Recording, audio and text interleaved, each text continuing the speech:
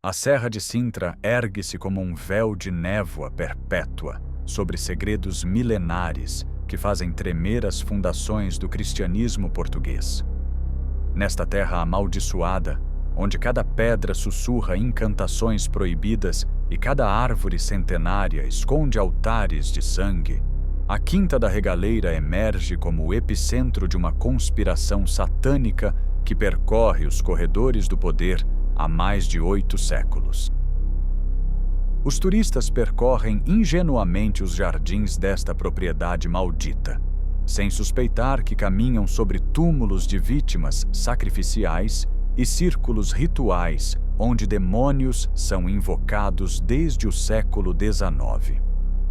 Cada símbolo gravado nas suas estruturas góticas pulsa com energia demoníaca.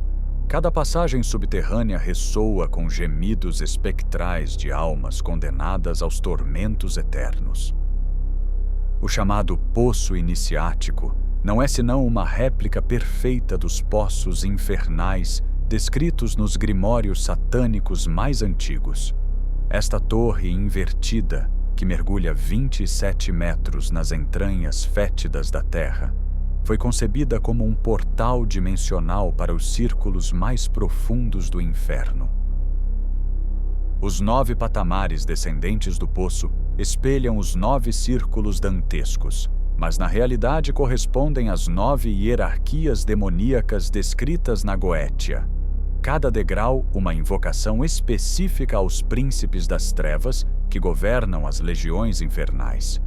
No fundo desta cripta sinistra, gravada em mármore negro como um altar de sacrifícios, jaz a cruz templária sobreposta ao pentagrama invertido, símbolo supremo do culto luciferiano que contaminou as ordens militares cristãs.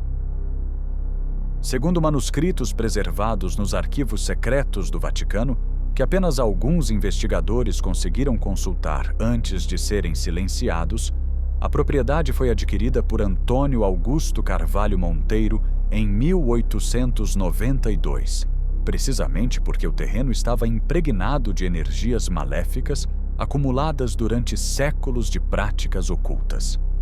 Este magnata brasileiro, conhecido como Monteiro dos Milhões, não era meramente um excêntrico colecionador, mas um mago negro de alto grau iniciado nos mistérios mais sombrios das sociedades secretas europeias. As primeiras referências históricas aos rituais satânicos na Serra de Sintra remontam ao século XIII, quando os templários, após a sua suposta dissolução, se refugiaram nestes montes escarpados para continuar as suas práticas heréticas longe dos olhares inquisitoriais. Os documentos preservados na Torre do Tombo, cuidadosamente censurados pelo Estado português, revelam testemunhos de aldeões que relatavam aparições demoníacas e missas negras celebradas nas grutas naturais da serra durante as luas novas. Carvalho Monteiro transformou sistematicamente a sua propriedade num autêntico templo satânico a céu aberto, seguindo à risca as instruções contidas no livro de São Cipriano, esse grimório maldito que a Inquisição portuguesa julgava ter erradicado completamente do reino. Cada jardim, cada gruta artificial, cada fonte ornamental foi concebida segundo geometrias demoníacas que canalizam as forças quitônicas para o centro nevrálgico da propriedade. Os 23 nichos secretos escavados nas paredes do poço correspondem exatamente aos 23 demônios superiores mencionados na chave menor de Salomão, cada um guardando talismãs e sigilos destinados a abrir passagens entre o nosso mundo e as dimensões infernais. Investigadores que conseguiram descer ao fundo do poço durante escavações clandestinas relataram a descoberta de câmaras seladas contendo ossadas humanas e instrumentos rituais manchados de sangue seco. As galerias subterrâneas que serpenteiam sob os jardins como veias de um organismo demoníaco formam um labirinto iniciático onde ainda hoje ecoam os cânticos blasfemos das antigas confrarias. 27 túneis, número sagrado de Beelzebu, segundo a tradição goética, conectam câmaras rituais onde se praticavam as cerimônias mais abomináveis da magia negra.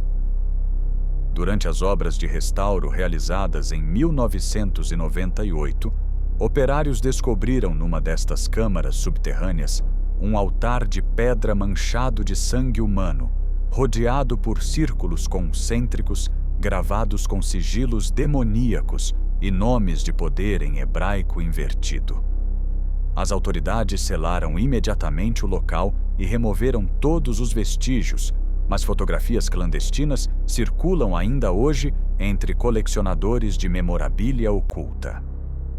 Os túneis revestidos de pedra negra de peniche, que simulam grutas submarinas primordiais, conduzem os iniciados numa jornada simbólica através dos elementos infernais descritos no Picatrix, esse tratado de magia astral que influenciou profundamente as práticas ocultas ibéricas.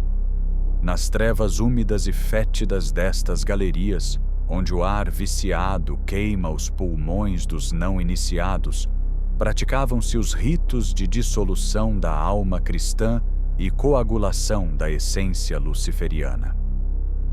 As torres e construções góticas espalhadas pela propriedade não são caprichos arquitetônicos de um milionário excêntrico, mas réplicas exatas dos templos demoníacos descritos nos textos gnósticos de Nag Hammadi, esses evangelhos heréticos que apresentam Lúcifer como o verdadeiro libertador da humanidade. Cada estrutura foi cuidadosamente orientada segundo as constelações maléficas, criando um horóscopo de pedra que amplifica as influências satânicas nos momentos mais propícios aos rituais de invocação. Os jardins labirínticos da regaleira refletem as complexas geometrias descritas nos grimórios medievais como o círculo de evocação perfeito para materializar demônios de alta hierarquia. Cada bosque tenebroso, cada lago artificial de águas negras, cada gruta escavada na rocha seguem proporções matemáticas precisas que amplificam exponencialmente as energias quitônicas do local. Quando a lua nova se ergue sobre os picos sinistros da Serra de Sintra, transformando a paisagem numa visão apocalíptica digna das pinturas de Hieronymus Bosch, grupos de iniciados reúnem-se ainda hoje nos recantos mais secretos da quinta. Nestas reuniões clandestinas, protegidas pela cumplicidade de autoridades locais corrompidas, celebram-se rituais que fariam corar de vergonha os próprios demônios mencionados na Goétia.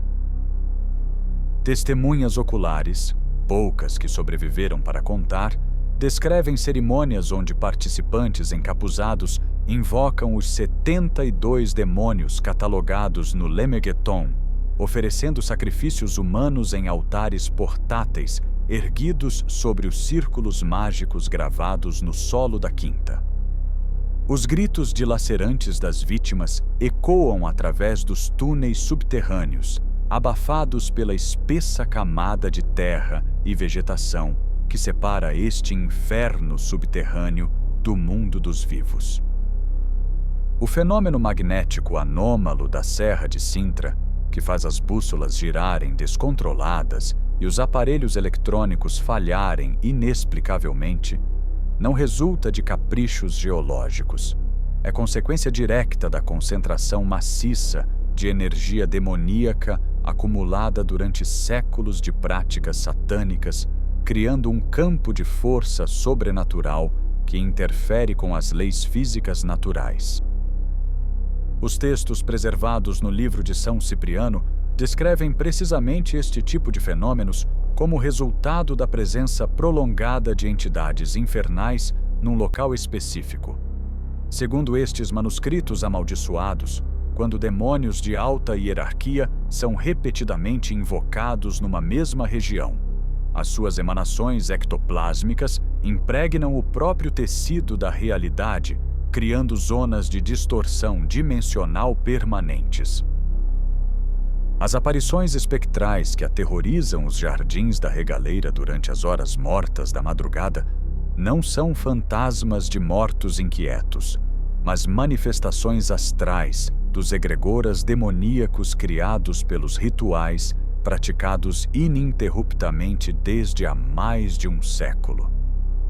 Estas formas pensamento, alimentadas pelo ódio e pela luxúria dos participantes nas cerimônias satânicas, ganharam vida própria e patrulham eternamente os domínios da quinta, caçando almas desprotegidas. Diversos investigadores paranormais que tentaram documentar estes fenômenos desapareceram misteriosamente ou foram encontrados em estado catatônico, murmurando em línguas desconhecidas que os especialistas em linguística identificaram como dialectos demoníacos mencionados nos tratados de Johann Weyer e Heinrich Cornelius Agrippa. Os poucos que recuperaram a sanidade mental relatam visões apocalípticas de seres de pura malevolência emergindo das sombras dos jardins. A capela neogótica da propriedade, aparentemente dedicada ao culto cristão tradicional, esconde na realidade um duplo altar blasfemo. Sob o altar oficial, uma laje móvel de mármore negro dissimula um santuário subterrâneo onde se veneram relíquias demoníacas e se celebram missas negras em latim invertido. Os vitrais coloridos da capela, examinados à luz ultravioleta, revelam símbolos satânicos invisíveis a olho nu, gravados com tintas alquímicas que apenas se manifestam sob condições especiais de iluminação.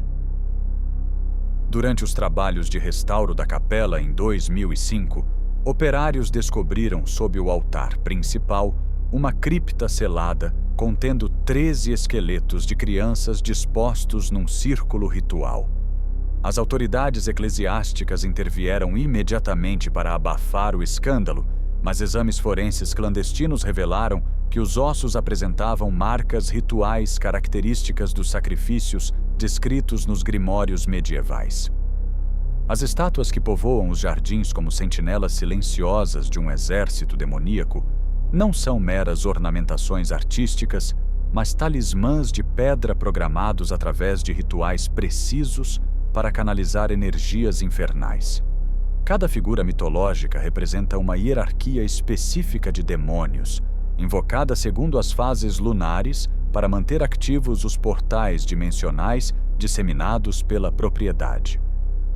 Especialistas em arte oculta identificaram nestas esculturas influências diretas dos talismãs planetários descritos no Picatrix, com modificações específicas que as transformam em âncoras astrais para entidades demoníacas. A disposição aparentemente aleatória das estátuas segue na realidade um padrão geométrico complexo que replica o selo de Salomão invertido, configuração suprema para a invocação de legiões infernais. Nos bosques mais densos da propriedade, onde a luz solar jamais consegue penetrar através da folhagem centenária, criando uma penumbra perpétua, digna 2 círculos mais profundos do inferno, crescem espontaneamente plantas venenosas e alucinógenas que não existem naturalmente na flora portuguesa. Beladona letal, meimendro negro e mandragora brotam do solo impregnado pelas cinzas de incensos rituais queimados durante décadas de cerimônias satânicas. Botânicos que analisaram clandestinamente estas espécies descobriram mutações genéticas inexplicáveis que amplificam exponencialmente as propriedades tóxicas e psicotrópicas das plantas. Segundo textos alquímicos preservados nos arquivos da Biblioteca Nacional, estas mutações resultam da exposição prolongada a emanações ectoplásmicas de origem demoníaca. Os herbários medievais descrevem fenômenos similares em locais onde se praticavam artes negras, relatando o aparecimento de flora maldita que servia de matéria-prima para os filtros e poções utilizados pelos feiticeiros. Na regaleira, estas plantas crescem exclusivamente nos pontos onde foram enterradas as cinzas de vítimas sacrificiais, criando jardins botânicos infernais que alimentam as práticas ocultas contemporâneas. As fontes e cascatas artificiais que pontilham a paisagem não jorram água comum extraída dos aquíferos locais, mas misturas alquímicas preparadas segundo fórmulas transmitidas oralmente através de gerações de magos negros lusitanos.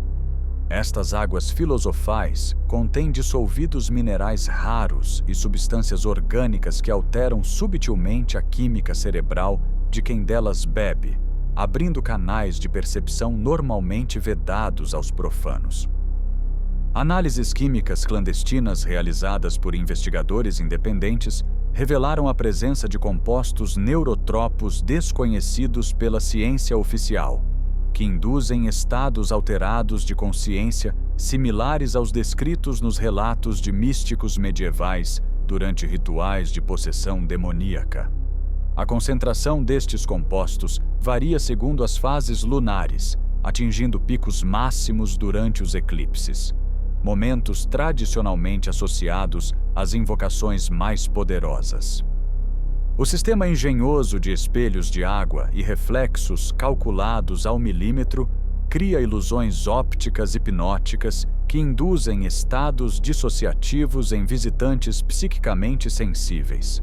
Estes jogos diabólicos de luz e sombra ativam centros energéticos dormentes no cérebro reptiliano, despertando faculdades psíquicas latentes que permitem a comunicação direta com entidades demoníacas.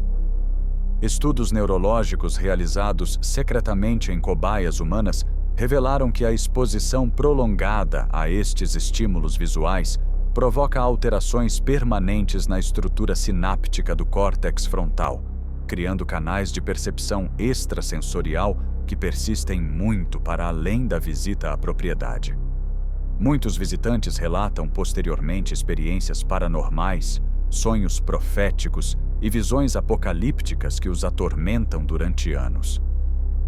Durante os solstícios e equinócios, quando as forças cósmicas atingem o seu apogeu e o véu entre dimensões se torna mais permeável, a Quinta da Regaleira transforma-se num autêntico templo astral, onde as leis da física são temporariamente suspensas. As sombras projetadas pelas estruturas arquitetônicas desenham automaticamente pentagramas invertidos e hexagramas demoníacos no solo, criando círculos mágicos naturais de poder imensurável.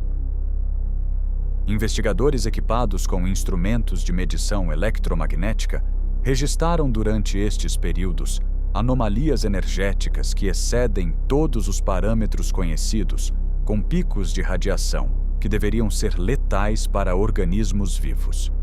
No entanto, os iniciados que participam nas cerimônias sazonais parecem imunes a estes efeitos, sugerindo proteção sobrenatural concedida pelas entidades demoníacas que servem. Os códigos secretos gravados nas pedras da Quinta formam um grimório tridimensional que apenas os versados nas linguagens ocultas mais arcaicas conseguem decifrar completamente. Cada símbolo hermético é uma chave dimensional que abre portas para planos de existência onde habitam as hierarquias demoníacas catalogadas pelos magos medievais. Especialistas em epigrafia oculta identificaram nas inscrições elementos derivados do hebraico cabalístico invertido, do grego hermético e do latim alquímico, combinados segundo fórmulas que amplificam exponencialmente o poder de invocação. A sequência completa destes símbolos, quando pronunciada corretamente durante rituais específicos, supostamente permite controlar as 72 legiões demoníacas mencionadas na tradição salomônica. As lendas locais, cuidadosamente suprimidas pelas autoridades turísticas, mas ainda transmitidas pelos habitantes mais antigos da região, falam de aparições luminosas que dançam entre as árvores centenárias durante as tempestades mais violentas. Estas manifestações espectrais, descritas como figuras encapuzadas que levitam sobre o solo, emanando uma luz esverdeada e doentia, são na realidade plasmações ectoplásmicas geradas pela concentração maciça de energia demoníaca no local. Quando os raios descarregam sobre os para-raios estrategicamente distribuídos pela propriedade, a eletricidade atmosférica é canalizada através de condutores subterrâneos até as câmaras rituais, onde alimenta dispositivos alquímicos destinados a amplificar as invocações demoníacas. O sistema foi concebido segundo princípios descritos nos Tratados de Magia Astral de Cornélius Agripa, transformando a própria fúria dos elementos numa fonte de poder oculto. A biblioteca secreta da Quinta, dissimulada por trás de painéis móveis no subsolo do palácio e protegida por fechaduras que apenas se abrem mediante conjurações específicas, alberga a mais completa coleção de manuscritos proibidos jamais reunida na Península Ibérica. Tratados de necromancia, grimórios demoníacos e fórmulas alquímicas que a Inquisição julgava ter erradicado para sempre encontram-se aqui preservados em condições perfeitas. Entre os volumes mais preciosos desta biblioteca maldita, encontra-se um exemplar original do livro de São Cipriano, manuscrito pelo próprio punho do feiticeiro, com anotações marginais que revelam segredos jamais publicados nas versões censuradas que circularam clandestinamente durante séculos. Outro tesouro bibliográfico é uma tradução portuguesa inédita do Picatrix, encomendada por Dom Afonso V e decorada com iluminuras que funcionam como talismãs astrais ativos. Os relógios de sol espalhados pelos jardins, numa disposição aparentemente decorativa, não marcam o tempo terrestre convencional, mas os ciclos astrológicos secretos que governam as operações mágicas de acordo com as influências planetárias. Cada hora demoníaca tem o seu ritual específico de invocação, e os iniciados da regaleira sabiam exatamente quando abrir cada portal dimensional para comunicar com as hierarquias infernais correspondentes. Estudos arqueoastronômicos realizados clandestinamente revelaram que estes relógios solares marcam com precisão matemática os momentos de conjunção planetária mais favoráveis às práticas necromânticas, incluindo eclipses raros que ocorrem apenas uma vez por século. Durante estes períodos excepcionais, quando as influências astrais atingem configurações específicas, os rituais praticados na regaleira adquirem um poder amplificado, capaz de materializar fisicamente entidades demoníacas de alta hierarquia. As grutas artificiais meticulosamente escavadas na rocha recreiam com exactidão as cavernas iniciáticas onde os antigos mistérios quitônicos eram celebrados pelos cultos pré-cristãos que veneravam divindades infernais.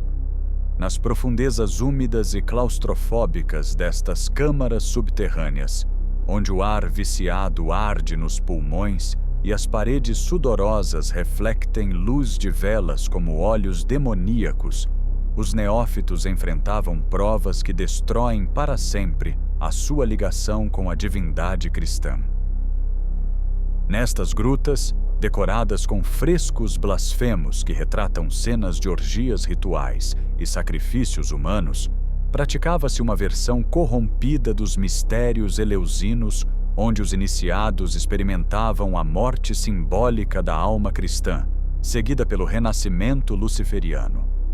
Os poucos textos que descrevem estes rituais, preservados em códices encriptados na biblioteca secreta da Quinta, relatam experiências místicas de comunhão direta com Satanás e os seus príncipes. Os pavões que vagueiam pelos jardins com as suas plumagens iridescentes não são aves ornamentais escolhidas por capricho estético, mas símbolos vivos da imortalidade demoníaca conquistada através da prática assídua das artes negras. Na simbologia oculta, estas aves representam a alma humana, que, após se entregar completamente a Lúcifer, transcende as limitações mortais e adquire poderes sobrenaturais.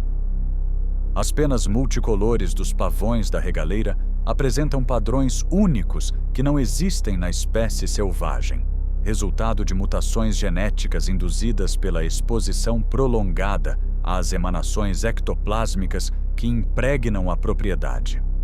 Segundo textos alquímicos medievais, quando aves são criadas em locais de intensa atividade demoníaca, desenvolvem características físicas que refletem as influências sobrenaturais do ambiente.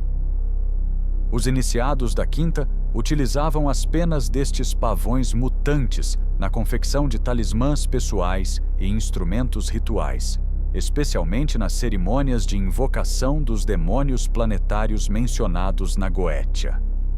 Cada pena, quando adequadamente consagrada durante rituais específicos, funcionava como antena astral capaz de canalizar as influências demoníacas correspondentes à sua coloração particular. As fotografias aéreas da propriedade, quando analisadas por especialistas em geometria sagrada, revelam que todo o complexo arquitetônico está disposto segundo a configuração do selo de Salomão invertido, o pentagrama satânico supremo utilizado nas invocações mais poderosas. Esta descoberta, cuidadosamente ocultada pelas autoridades turísticas, confirma que a regaleira foi concebida desde o início como um templo satânico de dimensões monumentais. O centro geométrico desta configuração pentagramática localiza-se precisamente no fundo do poço iniciático, onde um altar circular de mármore negro serve de foco para todas as energias demoníacas canalizadas através da propriedade. Durante as cerimônias mais importantes, este altar transforma-se literalmente numa porta dimensional através da qual as hierarquias infernais se manifestam no plano físico. Investigadores que conseguiram aceder aos arquivos classificados da polícia portuguesa descobriram relatórios de dezenas de desaparecimentos inexplicados na região da Serra de Sintra durante os últimos 50 anos. A maioria das vítimas eram jovens de ambos os sexos, com idades entre os 16 e os 25 anos, perfil exato das vítimas preferenciais nos sacrifícios descritos pelos grimórios satânicos. Muitos destes desaparecimentos ocorreram durante as datas tradicionais dos sábados demoníacos, Walpurgisnacht, solstícios, Samhain, quando as cerimônias satânicas atingem o seu apogeu de poder e exigem oferendas humanas para selar pactos com as entidades invocadas. As autoridades explicam oficialmente estes casos como acidentes de montanhismo ou fugas voluntárias, mas a coincidência cronológica é demasiado evidente para ser casual. Testemunhas que sobreviveram aos rituais, poucas que não enlouqueceram completamente, descrevem cerimônias onde participantes encapuzados, vindos de toda a Europa, se reúnem nas câmaras subterrâneas da regaleira para celebrar missas negras de uma complexidade e malevolência que superam todas as descrições dos tratados clássicos de demonologia. Nestas reuniões clandestinas, protegidas por redes de cumplicidade que se estendem até aos mais altos escalões do poder português, invocam-se sistematicamente os 72 demônios catalogados no Lemegeton. Os sacrifícios humanos oferecidos nestas cerimônias seguem rituais minuciosamente codificados que amplificam exponencialmente a energia liberada durante o momento da morte, canalizando-a diretamente para as entidades demoníacas invocadas. As vítimas são selecionadas segundo critérios astrológicos precisos, tipo sanguíneo, signo zodiacal, pureza sexual, que determinam a compatibilidade energética com os demônios específicos a serem materializados. Durante os momentos culminantes destes rituais blasfemos, quando o sangue quente das vítimas jorra sobre os altares consagrados e os participantes entoam invocações em línguas adamânicas que fazem tremer as próprias fundações da realidade, manifestam-se fenômenos sobrenaturais que desafiam todas as leis conhecidas da física.